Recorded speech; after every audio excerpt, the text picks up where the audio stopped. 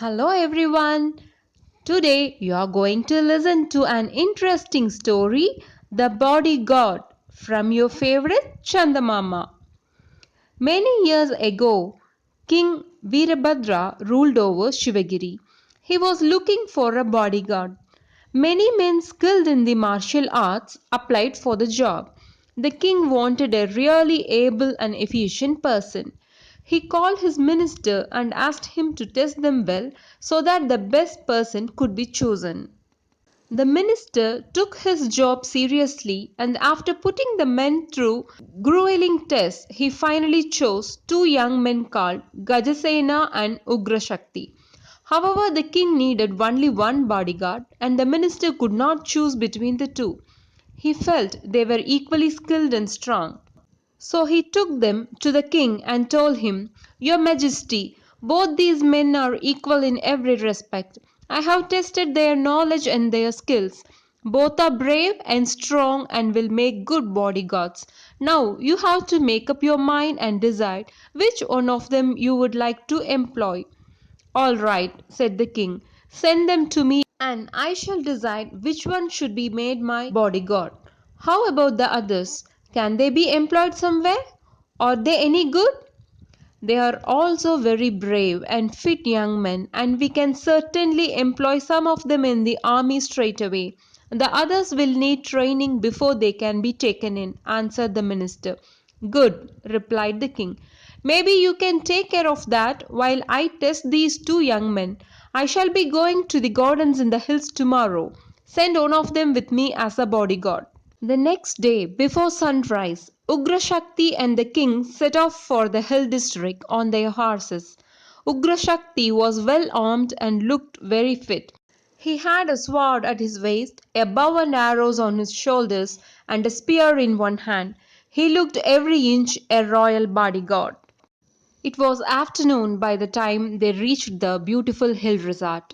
When the king was resting in the guest house after lunch, some villagers went to him and said, There is a tiger on the prowl in this area, Your Majesty. It attacks our goats and cows and other animals. It has made life very difficult for us. We are also worried that it may turn into a man eater any day. We have to stay indoors with all our doors and windows shut. In fact, we have come to your campsite risking our lives. Please help us and get rid of the tiger for us. The king called Ugrashakti and said, Ugrashakti, go with these villagers and kill that tiger. I shall at once do that, Your Majesty. I don't need so many weapons to kill a mere tiger. I shall just take the spear and will be back immediately after getting rid of that troublesome tiger. He returned after some time, saying, I looked everywhere for the tiger, but couldn't find it at all. Maybe it has gone back into the jungle. Veerabhadra just nodded his head.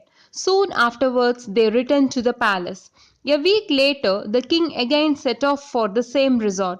This time, he took Gajasena with him as his bodyguard. After they reached the guest house, once again the villagers came with the same complaint.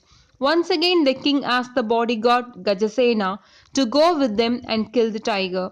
But Gajasena did not move from his position.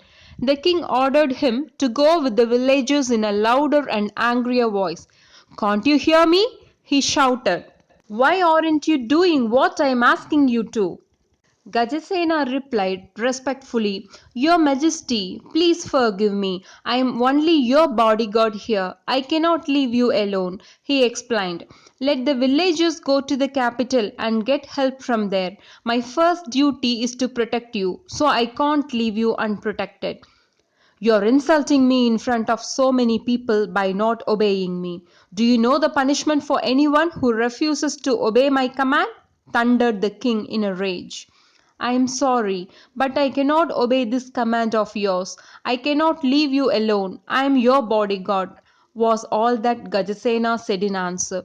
Veerabhadra did not say anything. He at once set off for the capital after reassuring the villagers that he would send help from the capital as soon as possible. That night, the king sent for the minister for a private audience. He told him what had happened on his two trips to the hills. Then the king asked him to appoint Gajasena as his bodyguard and to find a suitable place for Ugrashakti in the army. The minister was surprised.